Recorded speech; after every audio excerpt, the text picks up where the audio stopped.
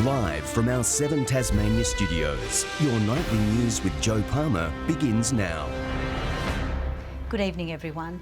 A 33-year-old woman is in custody tonight over a fire that destroyed a house on Hobart's eastern shore this morning.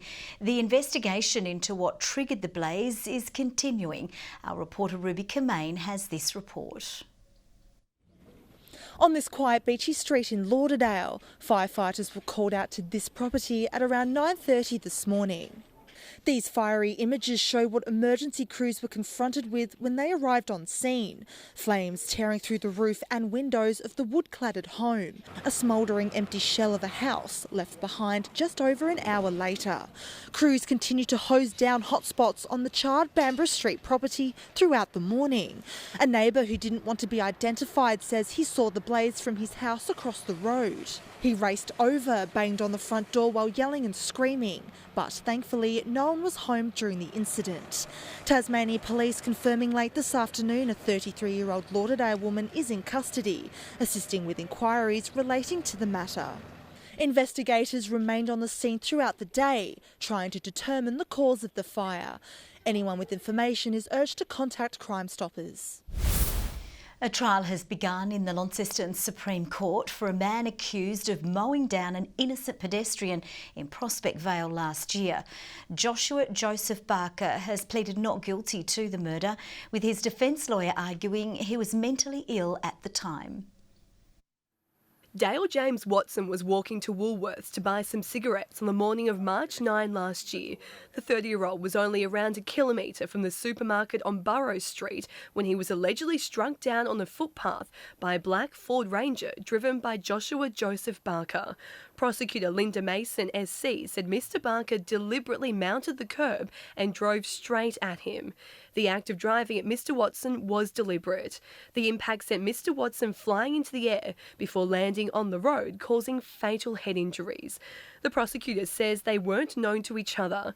No suggestion they had any connection whatsoever. In opening today, the court was told about the mental health troubles Mr Barker had suffered in the lead up to the fatal incident.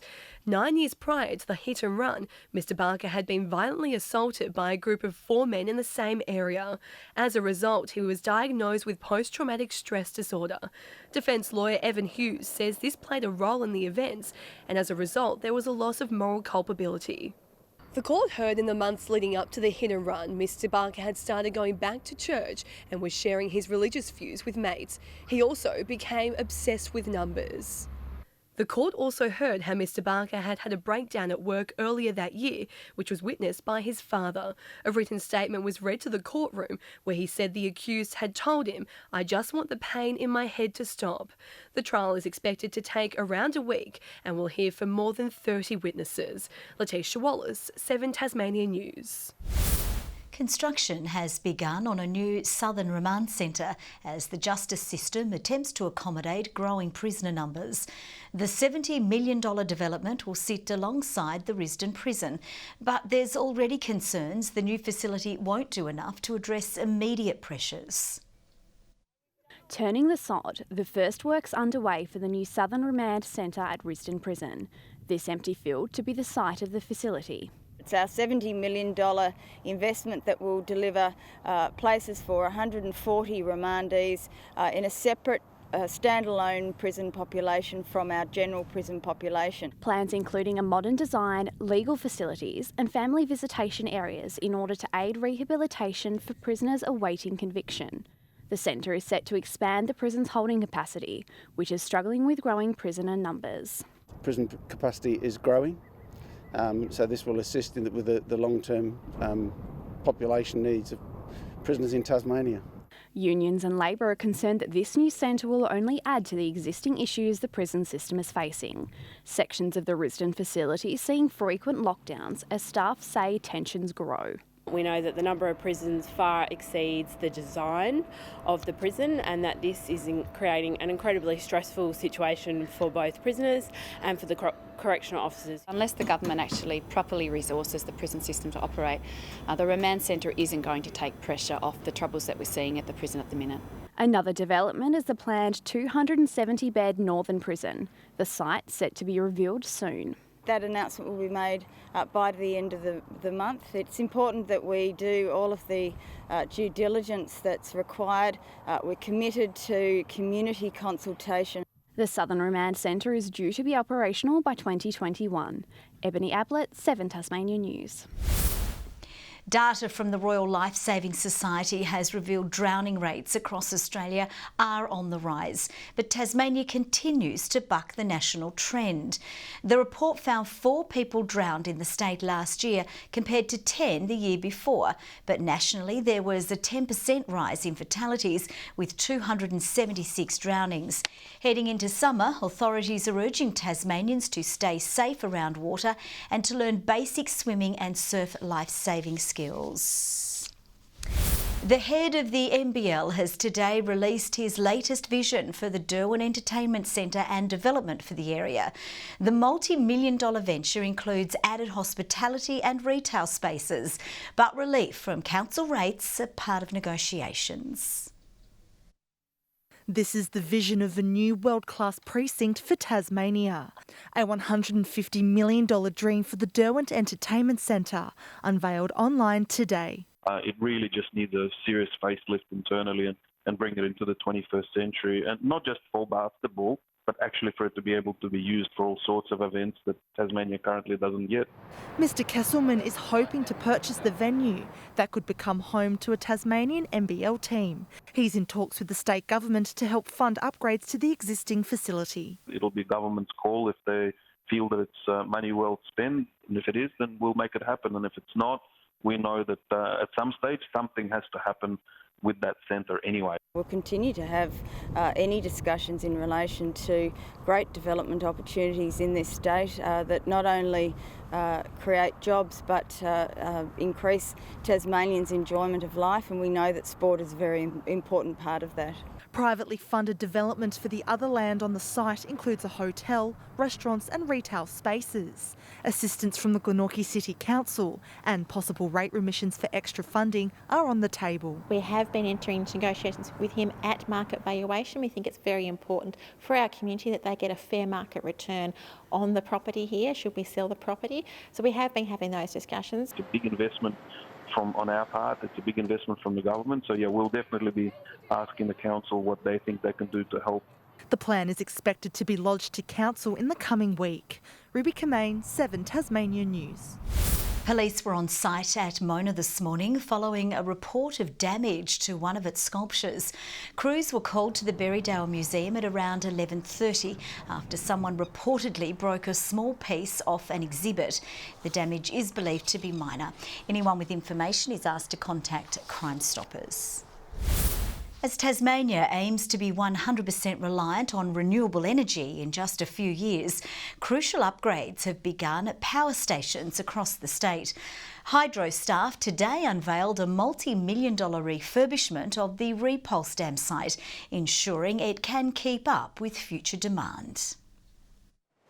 A crucial part of Tasmania's energy production, the new-look Repulse Dam power station revealed today after undergoing a $30 million upgrade. It's 50 years old, starting to get quite tired. Lots of technology advancements since the late 60s when it was commissioned, and now it's bringing it up to modern day standard. This new control system and turbine at the centre of the refurbishment. The change is all about preparing for the future, ensuring ageing sites can keep up with the government's target of a 100% renewable energy production by 2022. It's really important that we maintain and improve efficiencies to get the best outcomes possible. We want to be fully prepared to be the battery of the nation, and that's our plan.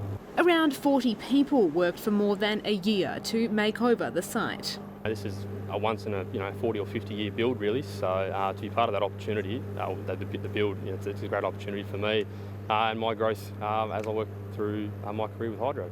The refurbishment to the power station here in the Derwent Valley is one of many happening right across Tasmania as the facilities are made more environmentally sustainable and reliable into the future. This year we've done 4, Repulse has been one of the 4, and next year we're moving on, so we'll be at Trevellyn Power Station, we'll be at Wilmot Power Station in the Mersey Forth, and just down that road here a little bit at Catagunya Power Station as well. In the past year alone, Hydro invested $105 million to upgrade its power generation. Michelle Wisby, 7 Tasmania News. Organisers of this week's climate strike are worried about traffic control. Friday's protest in Hobart is expected to be even bigger than previous student strikes. The organisers want Davey Street closed for half an hour to accommodate the crowds. The closure of Davey Street could be or will be beneficial not only for the participants of this march but also for road users of Tasmania, where we can actually speed up our march.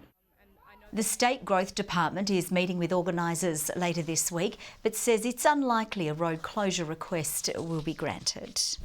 Tasmanians will be able to access free measles vaccinations from this week. Those eligible can receive the vaccine at their local GP, while it will also be available at pharmacies in the coming weeks. Doctors say measles is highly infectious and poses a greater risk to those travelling overseas.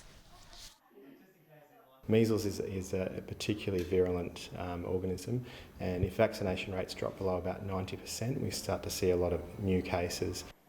Tasmanians born during or after 1966 are eligible for a free vaccination, along with infants aged 6 to 12 months who are travelling overseas.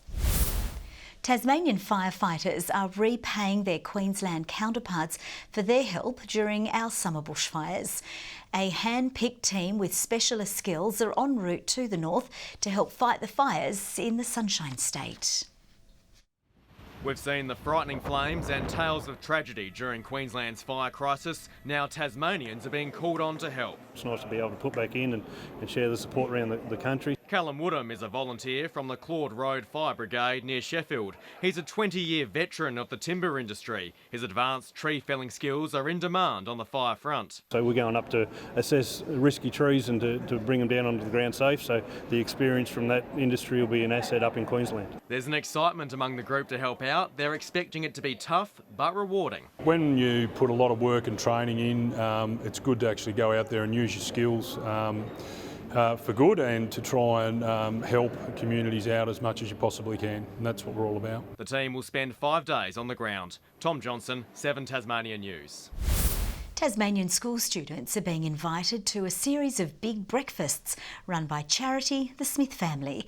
The events will include games such as egg and spoon races to raise money for disadvantaged children. Breakfast is an extremely important meal for students to concentrate, and we know that a number of children turn up at school each day without having breakfast. The campaign will end with a fundraising breakfast in Launceston Civic Square on the 18th of October. A massive Chinese takeover is on the cards for a Tasmanian baby formula business.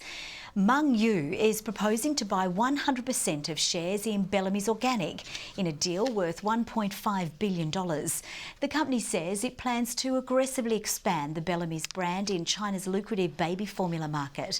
The takeover would be completed by the end of the year if it clears several hurdles, including approval from shareholders and the Foreign Investment Review Board. On news of the bid, Bellamys shares soared 50%. After beating Launceston in one of the games of the season, Lauderdale has set up another crack at North Launceston in this weekend's TSL Grand Final. Ruckman Sam Siggins was again among the Southern Bombers' best and says the side's belief has never been better.